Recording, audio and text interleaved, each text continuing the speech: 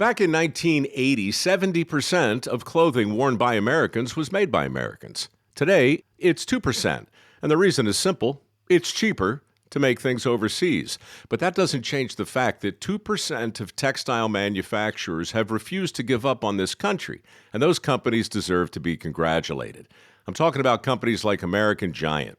American Giant controls every link in their supply chain, and that matters because when you buy from American Giant, you create jobs for people in factory towns all across this country. Look, I get it. Nobody wants a lecture.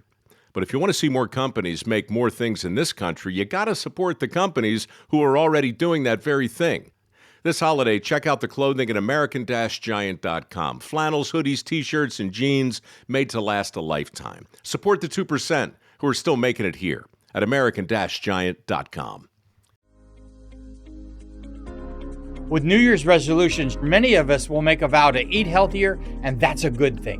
But what about our beloved pets and their nutrition? Greetings, naturopathic Dr. Dennis Black here, and I'm on a mission to provide better nutrition for cats and dogs because truthfully, all pet food is dead food, which is why we created Rough Greens and Meow Greens in the first place. We bring their food back to life with live vitamins, minerals, probiotics, enzymes, omega oils, antioxidants, and so much more. All in a tasty formula that your dog and cat will love. You can improve your pet's coat, digestion, energy, and have less vet bills. Let 2025 bring a new year and a new pet. Get a Jumpstart trial bag, normally $20. Get a 100% discount with promo code BESTFRIEND. You just cover the shipping.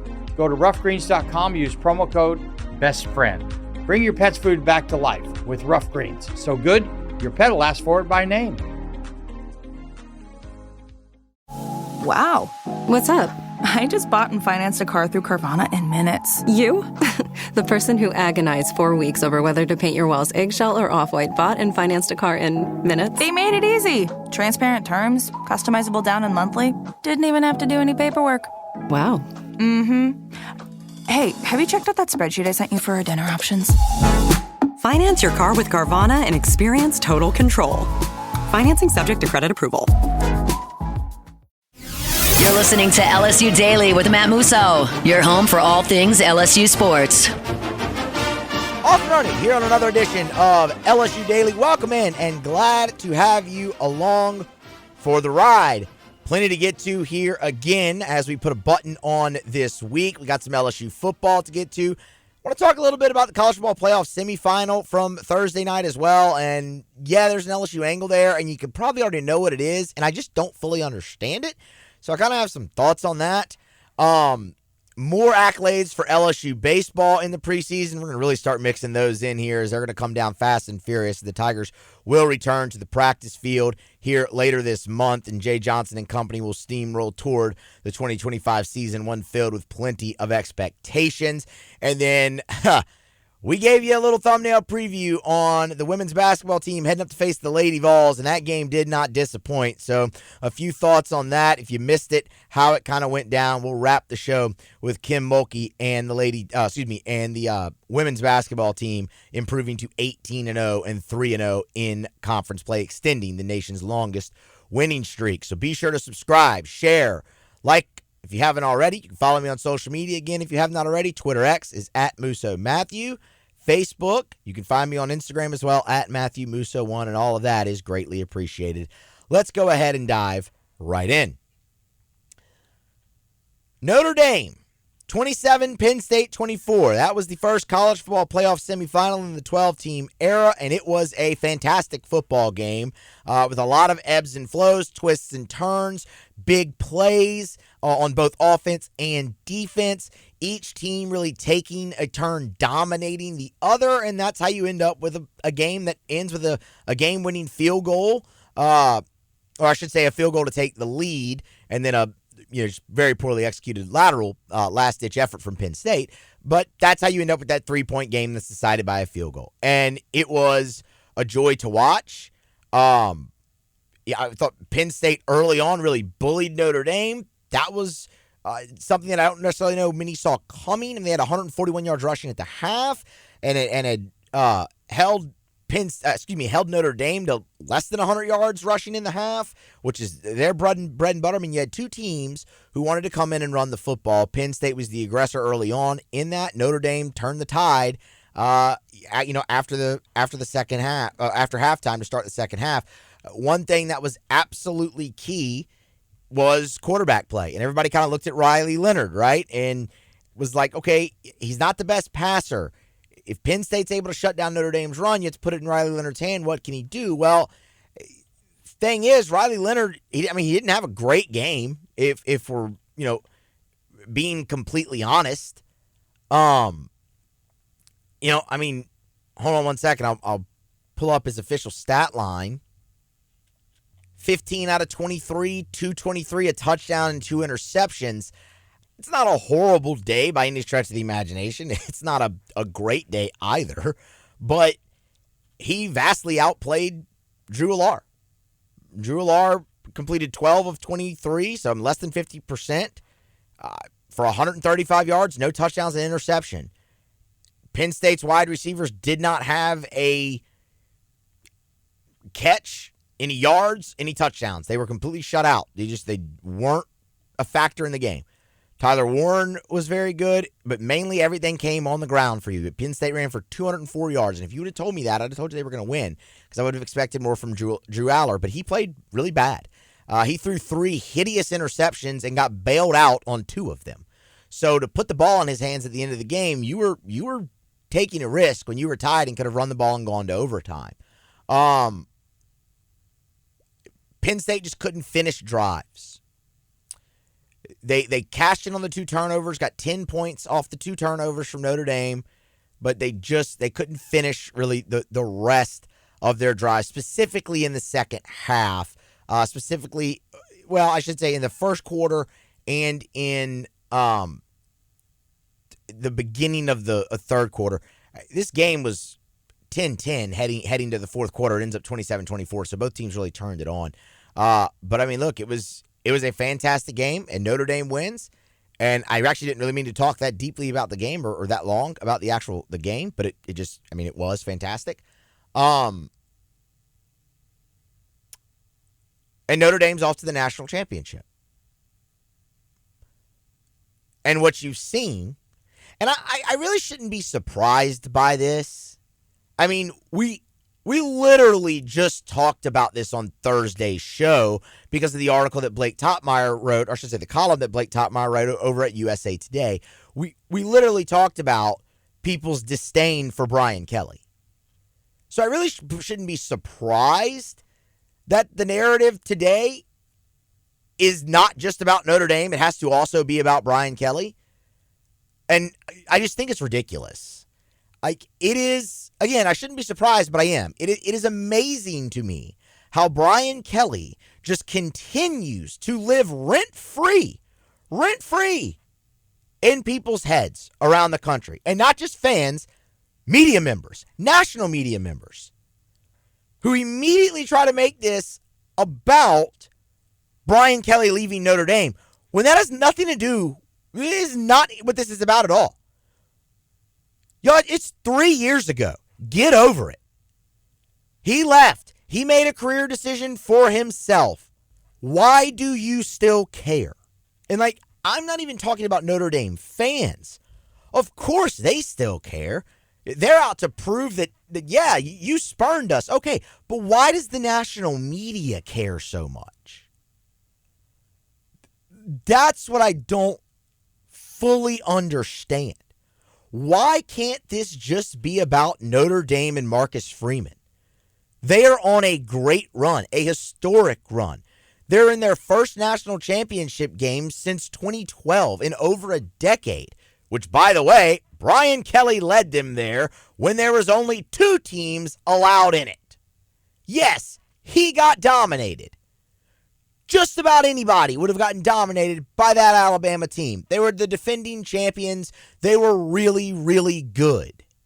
Guess what? If Alabama would have lost to Georgia in the SEC championship game like they almost did, Georgia would have kicked the snot out of Notre Dame because Georgia was really, really good.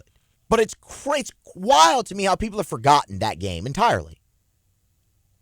I saw multiple outlets say that this was Notre Dame's first trip to a national championship game in 1988, since 1988. First of all, that's just wrong. And you're reporting misinformation, and that's, I mean, you're supposed to be reputable outlets like the Sporting News.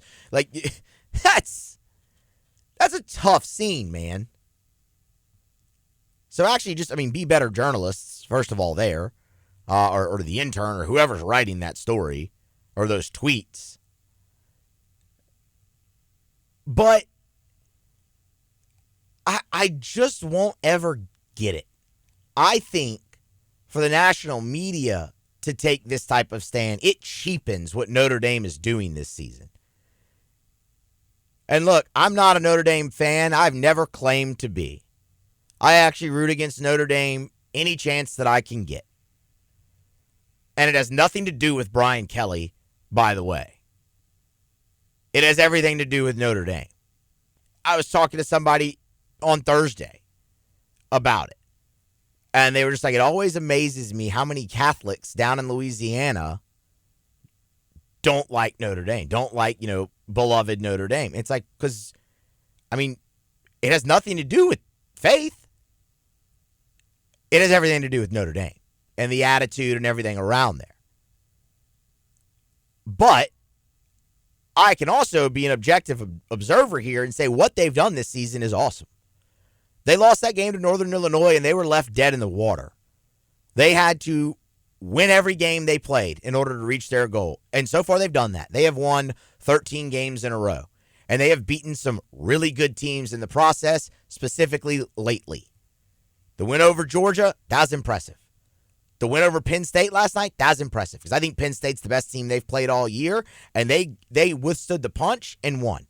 And that's what the story should be about. That's the only thing anyone should be talking about is that Notre Dame is on an incredible run. Marcus Freeman has overcome some early struggles in his time as the head coach, some bad losses, and has really built the team up. He inherited a really good situation, but he's kept it going. The same can be said for a guy like Ryan Day. Ryan Day inherited one hell of a situation at Ohio State. Jim Harbaugh said it best when he said some people were born on third base and thought they hit a home run. Like, that is Ryan Day. But he's kept it going, and right now it looks like he has the best team in the college football playoff. That's the only thing you're hearing talked about Ohio State. With New Year's resolutions, many of us will make a vow to eat healthier, and that's a good thing. But what about our beloved pets and their nutrition? Greetings, naturopathic Dr. Dennis Black here, and I'm on a mission to provide better nutrition for cats and dogs because, truthfully, all pet food is dead food, which is why we created Rough Greens and Meow Greens in the first place. We bring their food back to life with live vitamins, minerals, probiotics, enzymes, omega oils, antioxidants, and so much more, all in a tasty formula that your dog and cat will love. You can improve your pet's coat, digestion, energy, and have less vet bills. Let 2025 bring a new year and a new pet. Get a Jumpstart trial bag, normally $20. Get a 100% discount with promo code BESTFRIEND. You just cover the shipping. Go to roughgreens.com, use promo code BESTFRIEND. Bring your pet's food back to life with Rough Greens. So good, your pet will ask for it by name. This is a message from sponsor Intuit TurboTax. Taxes was dealing with piles of paperwork and frustrating forms, and then waiting and wondering and worrying if you were ever going to get any money back. Now Taxes is easily uploading your forms to a TurboTax expert who's matched to your unique tax situation. An expert who's backed by the latest technology which cross-checks millions of data points for 100% accuracy. While they work on your taxes, you get real-time updates on their progress. And you get the most money back guaranteed, all while you go about your day. No stressing, no worrying, no waiting. Now this is Taxes. Intuit TurboTax. Get an expert now on TurboTax.com. Only available with TurboTax Live full service. Real-time updates only in iOS mobile app. See guarantee details at TurboTax.com/guarantees.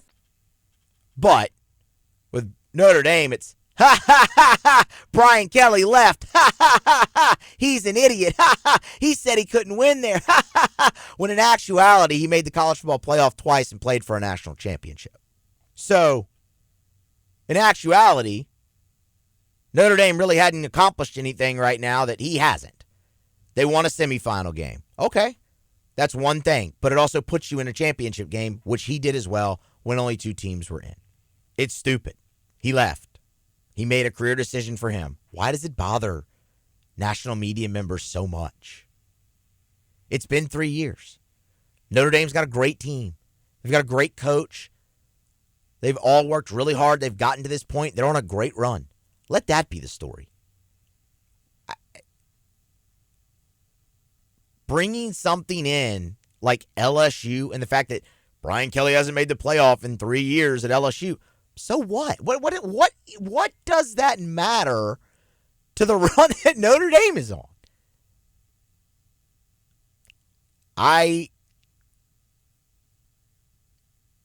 LSU played their last game of the season on December 31st, and it was in the Texas Bowl, and hardly anybody probably watched outside of Waco and Baton Rouge.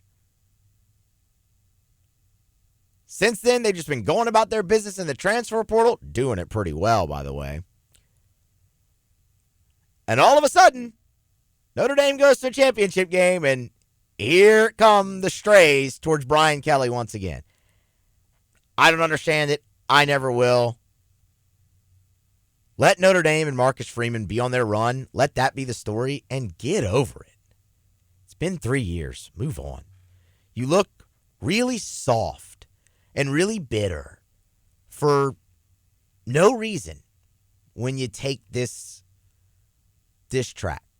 Ohio State and Texas will play Friday night here in the second college football playoff semifinal in the Cotton Bowl. 6:30 Central is when that gets underway. It'll kick closer to 7, obviously. And if you want a thought, I like Ohio State in the game. Don't know if they cover the 6, but I like Ohio State to win the game. I think they are the best team in the country. They've always been the most talented team in the country, really, from the start of the season to now. And now they're playing like it, and they're going to be a really tough out for Texas. They're going to be a really tough out potentially for Notre Dame in the championship matchup. So Ohio State, man, they're moving right along here, and they'll take on Texas tonight in the Cotton Bowl. All right, I'll get off the soapbox on that. We'll change topics. We'll talk some LSU baseball here very briefly. You're seeing accolades and preseason watch lists and all that come down. Perfect Game has released their top 75 freshmen in the country. They've also released their top 100 sophomores in the country, and LSU litters that list as you might expect. Count them up. 1, 2, 3, 4, 5, 6, 7, 8. 8 freshmen for LSU land on the top 75, just further solidifying the class that you brought in from a recruiting standpoint. And there's some really, really good names on there that have already stood out. Obviously, Derek Curiel, we talked about him in a couple, maybe last week or whatnot. It was earlier this week. He's going to play for LSU day one at some point in the outfield somewhere. He had arguably the best fall of any hitter for LSU, not just freshman, of any hitter for LSU. That was his first taste of college baseball. Wiry guy from the left side, will continue to grow into his frame, will be a draft-eligible sophomore in 2026, but you've got 2 years of him at least, and he's going to be a special player, and he was the highest ranked of the Tigers there, followed by William Schmidt. That should come as no surprise. I'll continue to say this about William Schmidt. The stuff flashes plenty already at this level. Got to see him pitch in the fall, and the stuff flashed. They hit him a little bit. Like, they did hit him around. It's going to take some time for him to adjust to college hitters, especially a lineup like LSU has the ability to throw out there in 2025. So it might be rough early, but come April, come May, I expect William Schmidt to be a major contributor for the 2025 LSU Tigers. He landed on the list. Obviously, Cade Beatty, who we told you had a fantastic fall for LSU, hit over 300 as a freshman. He landed on the list. He's going to have a great career here for the Tigers. Kason Evans, Maverick Rizzi, a couple more arms for the Tigers. Huge kids, both 6'4", 6'5". Actually, I think Rizzi's 6'7" or so. A lot of stuff from those guys. Power fastball from the right side. Just nice tight breaking ball as well. They looked really, really solid in the fall. And in the time I got to see both of them pitch too. And look, we haven't even gotten to a guy like Mikey Ryan out of Rummel, who they're really high on, or Cooper Williams or Ryan Costello. LSU is, look, you got to rebuild your team almost every year with the portal and defections and whatnot. But I still think you can lay a little bit of a foundation, and these freshmen that you brought in definitely have the ability to do that. When you look at the other side of the coin, the top 100 sophomores for LSU, the Tigers landed 5 on that list. You can guess probably half of them, or more than half of them. Stephen Milam, obviously on the list. He's probably going to move to shortstop this season. It kind of seems that way. I saw him do that a lot in the fall, and I know that's kind of the direction they want to take that, so we'll see if it does indeed come to fruition. I think he can absolutely play the position. Talked about it at length last season on Musso at the Box, because we got to see it a few times, and I thought he acquitted himself quite well. Definitely has the arm strength to play the spot, so keep an eye there. Obviously, Jake Brown landed on this list. He's going to be intriguing to watch this year for LSU, because he's going to play both ways. He'll pitch some, which is great. They needed another left-handed arm, and you'll get to see him on the mound, and you'll also obviously see him in center field at times too, and at the plate. So the bat was good in the fall. I told you, so I got to see William Schmidt pitch, and they hit him around a little bit. One of those guys was Jake Brown. Jake Brown took him oppo for a triple off the wall, and the ball was absolutely scalded, like triple off the wall on the fly. He absolutely laced it into the gap. So the bat was good. Ashton Larson, obviously on the list, and Cade Anderson. Larson's going to have a spot in the outfield day one, as you might expect, and will be in the lineup. He had a sensational freshman season, specifically in SEC play. The other one is Devin Sheeran, who, of course, will not pitch for LSU this year. He'll take the red shirt as he tore the ACL and the non-baseball injury over the summer. So there you go. I mean, you'll get top 100 juniors, you'll get top 100 seniors. You know Bear Jones is going to be on that top 100 juniors list, and pretty darn high. He has a chance to hit 30 homers. We'll go through it when we see those lists drop from Perfect Game. But already, right there, that's 13 honorees for LSU on Perfect Game's top 75, top 100 lists for freshman and sophomore. Be a really, really fun season out there at Alex Box Stadium if everything comes together as it's supposed to. Last but certainly not least, LSU women's hoops. They improved to 18-0, 3-0 in the SEC. A dandy of a basketball game up on Rocky Top against the Lady Vols. That marked LSU's third consecutive win in Knoxville. That makes them just the second program ever to win 3 straight against the Tennessee Lady Vols in Knoxville. It was a historic night for Anissa Morrow. She led the way for LSU, 23 and 21, but that gave her career double-double, 90 in her career. So she's now tied with Tennessee Tech Cheryl Taylor for third all-time in the NCAA career double-double leaders. She also surpassed 2,500 points in her career as well. You saw great nights from Flauze Johnson, 28 and 3, and then from Kaylin Gilbert, 22 and 5. And of course, Kaylin Gilbert had the blind layup at the buzzer, basically, or just before the buzzer, to give LSU the victory, 89-87.